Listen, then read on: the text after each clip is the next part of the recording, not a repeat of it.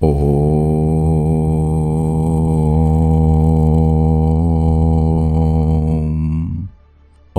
जमदग्नाय विद्महे महावीराय धीमहि तन्नो परशुरामा प्रचोदयात्। यह था परशुराम गायत्री श्लोक। इस श्लोक से आप समझ ही गए होंगे कि हम किसकी बात करने वाले हैं। नमस्कार, मैं बजरंग प्रजापति आपका शब्दबाण के एक और वीडियो में स्वागत करता हूं। इस वीडियो में हम जिनकी बात करने वाले हैं उनके बारे में हम यह नहीं कह सकते कि वे इतने साल तक जिए या इतने वर्षों तक शासन किया। यह मान्यता है कि वे त्रेता एवं द्वापर युग से ही अमर हैं। अब आप समझ ही गए हों कि हम किसकी बात कर रहे हैं। हम बात कर रहे हैं भगवान परशुराम की।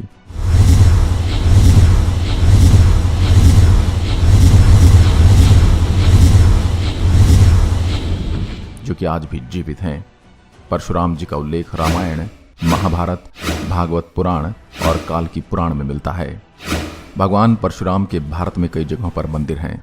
परशुराम मंदिर आंध्र प्रदेश, उत्तर प्रदेश, जम्मू और कश्मीर, राजस्थान, महाराष्ट्र, हिमाचल प्रदेश और मध्य प्रदेश के इंदौर स्थित जनपव हिल पर, जिस जगह को उनका जन्म स्थल भी माना गया है। अगर आपके पास भी कोई रोचक जानकारी तो हमारे साथ शेयर करें। हम उस पर रिसर्च करके एक वीडियो बनाएंगे और आपका नाम भी वीडियो में बताएंगे। इस विषय पर हमें वीडियो बनाने के लिए हमें शब्दबाण के ही एक व्यूअर आर्यन त्यागी ने सजेस्ट किया था। हम उनका शब्दबाण चैनल की तरफ से हार्दिक धन्यवाद करते हैं। सबसे पहले जानते हैं उनका जन्म कैसे हुआ। उनके जन्म से संबंधित अलग अलग कथा प्रचलित हैं।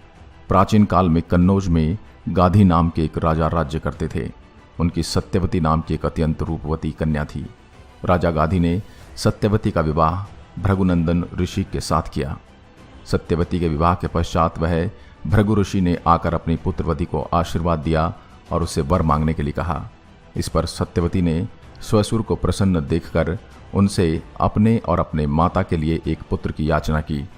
सत्यवती की याचना पर भृगु ऋषि ने उसे 2 चरु पात्र देते हुए कहा कि जब तुम और तुम्हारी माता ऋतु स्नान कर चुकी हो तब तुम्हारी माँ पुत्र की इच्छा लेकर पीपल का आलिंगन करें और तुम उसी कामना को लेकर गुलर का आलिंगन करना। फिर मेरे द्वारा दिए गए इन चरुओं का सावधानी के साथ अलग अलग सेवन कर लेना। इधर जब सत्यवती की माँ ने देखा कि भृगु ने अपने पुत्रवधु को उत्तम संतान होने का चरु दिया है तो उसने अपने चरु को अपनी पुत्री के चरु के साथ बदल दिया। इस प्रकार सत्यवती ने अपने माता वाले चरु का सेवन कर लिया। योग शक्ति से भृगु को इस बात का ज्ञान हो गया और वे अपनी पुत्रवधु के पास आकर बोले कि पुत्री, तुम्हारी माता ने तुम्हारे साथ छल करके तुम्हारे चरु का सेवन कर लिया है, इसलिए अब तुम्हारी संतान ब्राह्मण होते हुए भी क्षत्रिय जैसा आचरण करेगी और तुम्हारी माता की संतान क्षत्रिय होकर भी ब्राह्मण जैसा आचरण करेगी। इस पर सत्यवती ने भृगु से विनती की कि आप आशीर्वाद दें कि मेरा पुत्र ब्राह्मण का ही आचरण करे, भले ही मेरा पौत्र क्षत्रिय जैसा आचरण करे। भृगु ने प्रसन्न होकर उसकी विनती स्वीकार कर ली। समय आने पर सत्यवती के गर्भ से जमदाग्नि का जन्म हुआ। जमदाग्नि अत्यंत तेजस्वी थे।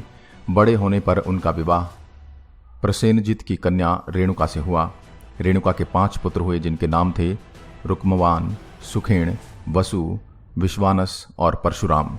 भगवान परशुराम जी का जन्म वैशाख शुक्ल तृतीया के दिन हुआ था। यह थी परशुराम जी के जन्म की कहानी। अब सुनेंगे हम उनका नाम परशुराम कैसे रखा गया। बचपन में परशुराम जी को उनके माता पिता राम कहकर बुलाते थे। बाद में जब वे बड़े हुए तब उनके पिता जमदाग्नि ने उन्हें हिमालय जाकर भगवान शिव की आराधना करने को कहा। पिता की आज्ञा मानकर राम ने ऐसा ही किया। उनके तप से प्रसन्न होकर शिव ने उन्हें दर्शन दिए और असुरों के नाश का आदेश दिया। राम ने अपना पराक्रम दिखाया और असुरों का नाश हो गया। राम के इस पराक्रम को देखकर भगवान शिव ने उन्हें परशु नाम का एक शस्त्र दिया, इसलिए वह राम से परशुराम हो गए। दोस्तों, अब देखते हैं कि परशुराम ने क्यों अपनी ही माता का सिर काटा। एक कथा बहुत ही प्रचलित है कि भगवान परशुराम ने ही अपनी माता और भाइयों के सिर काट दिए थे, लेकिन उन्होंने ऐसा क्यों किया यह बहुत कम लोग जानते हैं। एक बार जमदाग्नि ऋषि ने अपनी पुत्री रेणुका को जल लेने के लिए भेजा। तब रेणुका नदी में चित्ररथ अप्सराओं के साथ स्नान कर रहे थे। यह देख रेणुका कुछ समय के लिए वहीं रुक गई। इधर यज्ञ का समय व्यतीत हो गया। जमदाग्नि ऋषि ने अपनी दिव्य दृष्टि से देख लिया और रेणुका को लौटने के बाद कहा कि तुमने घोर पाप किया है। उन्होंने अपने चारों पुत्रों को अपनी मां का गला काटने का आदेश दिया, लेकिन माता प्रेम के चलते चारों भाइयों में से किसी ने उनको नहीं मारा। उतने में ही परशुराम जी वहां आए और उनको अपने पिताजी जमदाग्नि ने अपनी माता और चारों भाइयों का सर काटने का आदेश दिया। भगवान परशुराम ने अपने पिता के आदेश के मुताबिक अपनी माता और भाइयों के सिर काट दिए। परशुराम जी ने प्रसन्न होकर उनके पिताजी ने उनसे वरदान मांगने को कहा। परशुराम जी ने वरदान मांगा कि उनके भाई और माता फिर से जीवित हो जाएं और उन्हें इस घटना के बारे में कुछ भी याद न रहे। अब देखते हैं कि उन्होंने क्यों 21 बार शत्रुओं का विनाश किया। वैसे तो भगवान परशुराम जी बहुत ही युद्ध लड़ने में माहिर थे। उनमें से प्रचलित है कि उन्होंने धरती पर 21 बार है वंशी क्षत्रियों का विनाश कर दुनिया को पाप मुक्त किया था। कथा इस प्रकार है कि एक बार है वंशाधिपति कार्तवीर्य अर्जुन एक बार जमदाग्नि ऋषि के आश्रम में आए और वहां आके उनके स्वागत से काफी प्रसन्न हुए और देखा कि इसका कारण थी कामधेनु गाय। कार्तवीर्य अर्जुन जाते समय कामधेनु गाय को बिना पूछे ही ले गए और जब परशुराम जी आश्रम में आए तो उनको यह बात पता चली और क्रोधित होकर कार्तवीर्य अर्जुन ने युद्ध करने के लिए उनको ललकारा। परशुराम जी ने कार्तवीर्य अर्जुन की 1000 भुजाओं को काट के उसका वध कर दिया। इसके बाद इसका बदला लेने कार्तवीर्य अर्जुन के पुत्रों ने परशुराम जी की अनुपस्थिति में उनकी माता जमदाग्नि ऋषि का वध कर दिया। इससे और क्रोधित होकर उन्होंने प्रतिज्ञा की कि जब तक वह है वंशी क्षत्रियों को सारी पृथ्वी से समाप्त नहीं कर देंगे, और उन्होंने किया भी। उन्होंने कुल 21 बार है वंशी क्षत्रियों का विनाश किया, लेकिन वे हर युद्ध में केवल गर्भवती महिलाओं को ही छोड़ते थे। उन्होंने है वंशी क्षत्रियों का विनाश करके रथ से 5 सरोवर भर दिए थे। तभी उनके महर्षि ऋचिक ने प्रकट हो उनको विनाश करने से रोका। यह तो सब जानते कि परशुराम जी भगवान विष्णु के छठे आवेश अवतार हैं।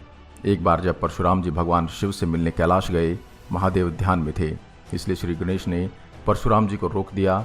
इस पर परशुराम जी इतने नाराज हो गए कि उनके बीच घमासान युद्ध हो गया।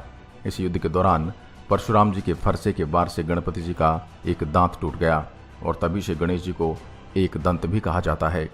एक मान्यता के अनुसार उसी टूटे दांत से गणपति जी ने महाभारत लिखी थी। जब प्रभु श्री राम और परशुराम जी आमने सामने आए तो क्या हुआ। रामायण काल का एक प्रसंग बहुत ही चर्चित है। माना जाता है कि जब भगवान राम माता सीता के स्वयंवर में गए तो वहां उनसे प्रत्यंचा चढ़ाते हुए शिव धनुष टूट गया। धनुष टूटने की आवाज सुनकर भगवान परशुराम भी वहां आ गए। चूंकि यह धनुष भगवान शिव का था, इसलिए परशुराम जी को क्रोध आ गया और वह भगवान राम व लक्ष्मण से उलझ पड़े। खासकर लक्ष्मण से उनका संवाद विवाद रूप में बदल गया। लेकिन जब भगवान विष्णु के शारंग धनुष से भगवान राम ने बाण का संधान कर दिया तो परशुराम जी ने भगवान राम की वास्तविकता को जान लिया। उस समय भगवान राम ने एक चीज परशुराम जी को सौंप कर कहा कि इसे कृष्णावतार तक संभाल कर रखें। भगवान राम ने परशुराम जी को अपना सुदर्शन चक्र सौंपा था। कृष्ण अवतार के समय जब भगवान श्री कृष्ण ने गुरु संदीपनी के यहाँ शिक्षा ग्रहण की, तब परशुराम जी ने आकर श्री कृष्ण को सुदर्शन चक्र सौंपा था। यह भी कहा जाता है कि महाभारत के प्रसिद्ध पात्रों भीष्म, गुरु द्रोण और कर्ण को भगवान परशुराम जी ने ही शस्त्र विद्या सिखाई थी। जब परशुराम जी अपने जीवन भर की कमाई ब्राह्मणों को दान कर रहे थे, तब द्रोणाचार्य उनके पास पहुंचे। तब तक वे सब कुछ दान कर चुके थे। तब परशुराम ने दयाभाव से द्रोणाचार्य से कोई भी अस्त्र शस्त्र चुनने के लिए कहा।